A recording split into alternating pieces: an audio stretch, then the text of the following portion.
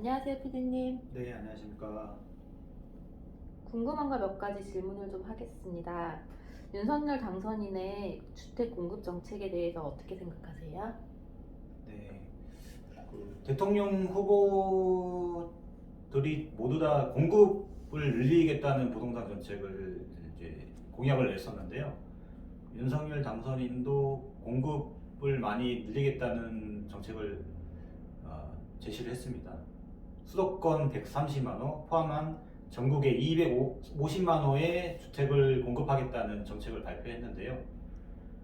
가장 중요한 거는 재개발, 재건축을 활성화시키겠다는 게 중점적인 공약인 것 같습니다. 그래서 보면은 공공택지의 142만 호, 재개발, 재건축을 통해서 47만 호, 그다음에 도심 역세권 복합개발을 통해서 20만 호를 공급하겠다는 공약을 제시했습니다.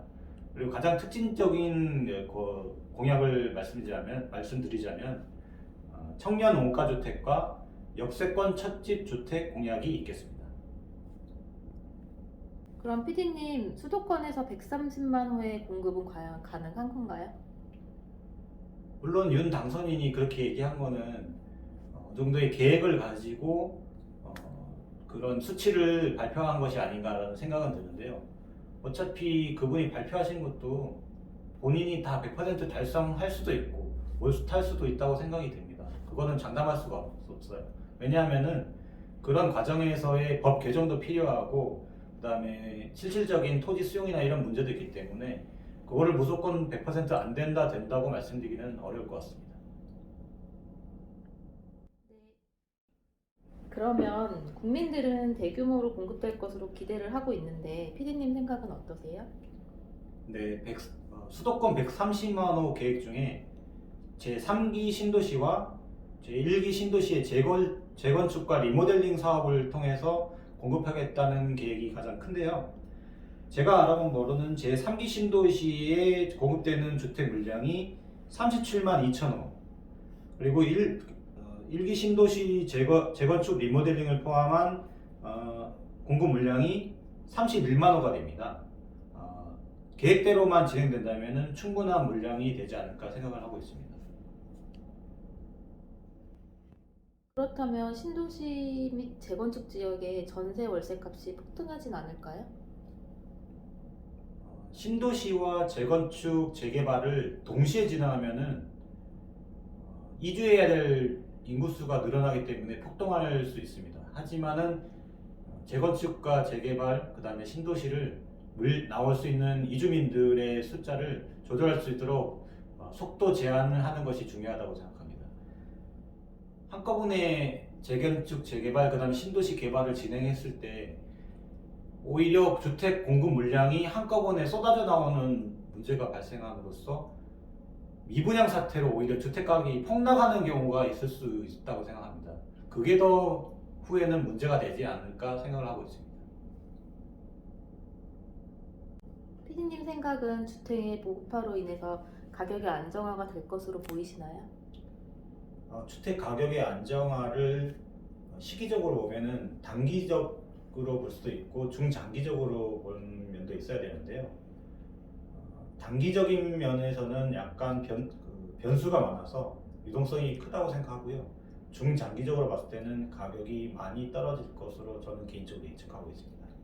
단기적으로 그렇게 예측하는 이유는 윤 당선인이 재개발, 재건축을 활성화하겠다는 공약을 내므로써 기대 심리를 부추김으로써 벌써부터 호가를 올리는 지역도 많이 늘어났고요.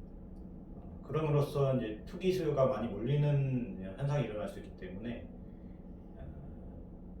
오를 수 있는 요인이 많아졌는데 오히려 낮아질 수 있는 또 요인은 금리가 인상될 것으로 예상되기 때문에 대출도 힘들고 금리도 인상되는 것을 생각하면은 부동산 가격이 하락될 수 있는 요인도 크기 때문에 어느 쪽이 더 우위를 점할 수 있는 것은 솔직히 판단하기 힘들다고 생각합니다. 그럼 지금 현재 시세보다 얼마나 하락해야 안정화라고 볼 수 있을까요?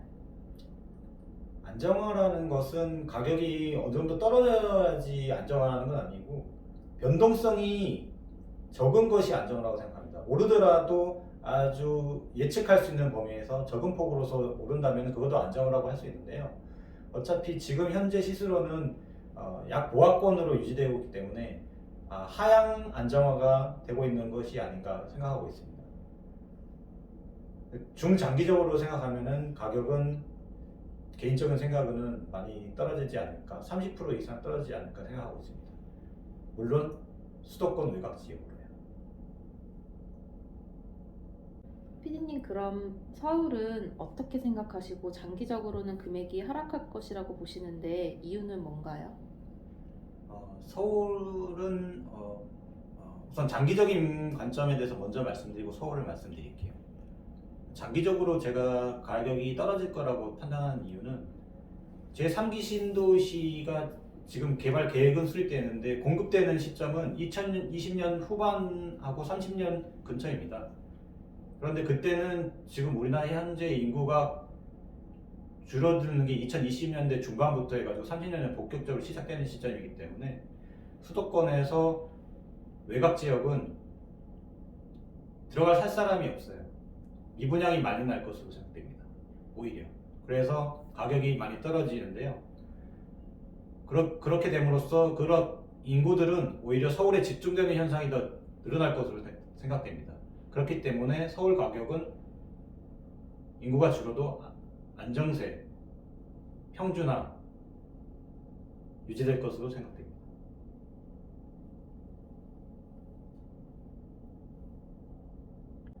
그러면 청년 원가 주택이랑 역세권 첫집 주택이라는 말씀을 하셨는데 이게 말이 너무 어려운데 도대체 이게 뭔지 설명 좀 부탁드릴게요. 네, 알겠습니다. 청년 원가주택은 2030 청년 원가주택과 역세권 첫집 주택은 2030 세대를 위한 주택 공급 정책인데요.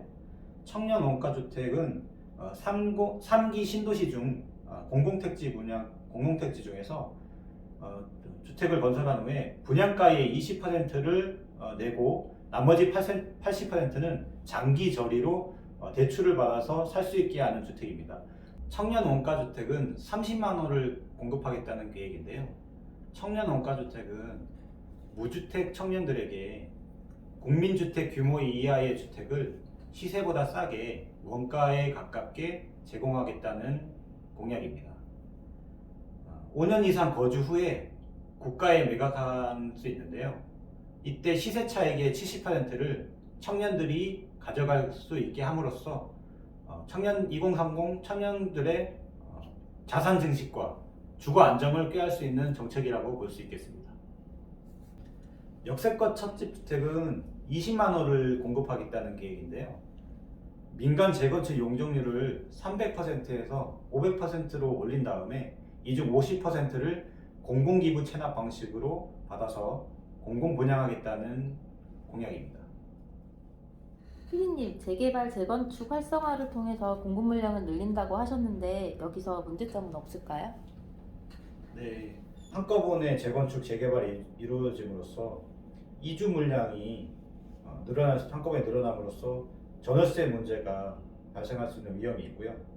또한 이거를 활성화시키기 위해서는 법 개정을 통해서 용적률 완화라든지 초과이익 환수제, 분양가 상한제의 문제가 생길 수 있습니다. 이것은 법 개정을 통해서 이루어질 수 있는데 이것은 여소야대 상황에서는 국회의 법 개정을 통해야 되기 때문에 어려움이 있을 거라고 생각이 됩니다. 또한 투기 세력이 들어올 수 있기 때문에 투기 방지책을 함께 마련해야 한다는 문제점을 안고 있습니다. 근처 전월세 등은 막을 수 없는 건가요? 재개발, 재건축을 통해서 이주하게 될 수 있는 세대수가 늘어나게 되어 있는데요. 그러면서 전월세가 급등할 수 있는 문제가 발생할 수 있는데 이것을 해결하기 위해서는 이주해야 되는 세대수를 파악하고 그다음에 인근 지역의 공급 물량이 얼마인지를 파악한 다음에 속도 조절을 하는 게 필요하다고 생각합니다.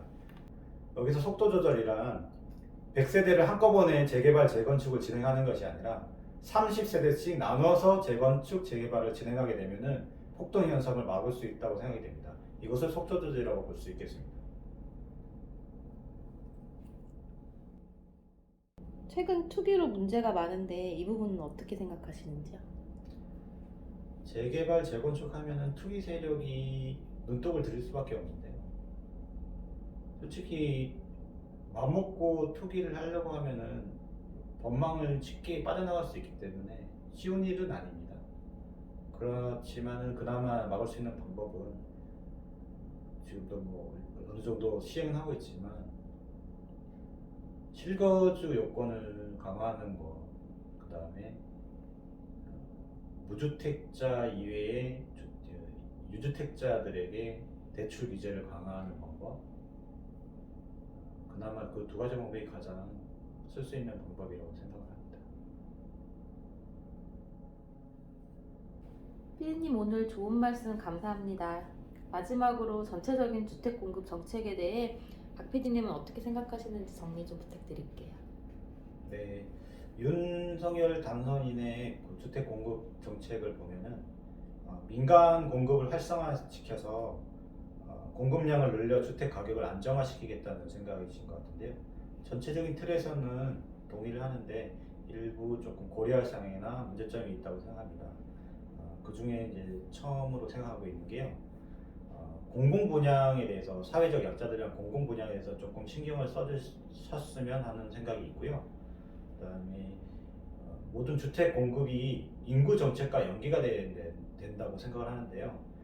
3기 신도시를 보면은 2020년대 후반 2030년까지 공급이 예정되어 있는데 그때부터는 우리나라 인구가 확연히 줄어들기 때문에 이런 면도 함께 고려되어야 되지 않을까 생각이 됩니다. 그리고 재건축, 재개발을 활성화시키는 과정에서 투기 세력이 들어와 투기가 활성화될 수 있는 여력이 있기 때문에 이 부분을 방지할 수 있는 대책도 마련하면서 공약을 실천해 주셨으면 좋겠습니다.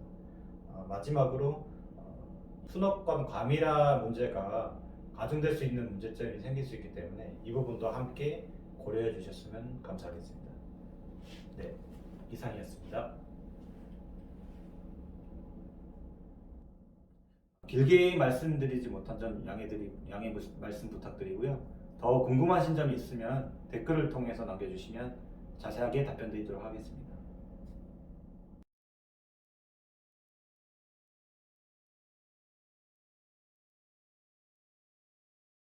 하는 거야. 얘가 집이 살던 사람인데 단독이 3억이었어. 근데 아파트가 분양가 5억, 6억이야. 근데 내 집을 팔고 나서도 내가 돈을 이만큼 더 내야 돼. 근데 대출이 그럼 이 사람이 대출을 받아야 되잖아. 그러니까 이거를 보완할 수 있는 정책적인 뒷받침이 있어야 돼. 어떤 방법으로 해야 되나? 오히려 이 사람한테는 대출을 강화해야 되나?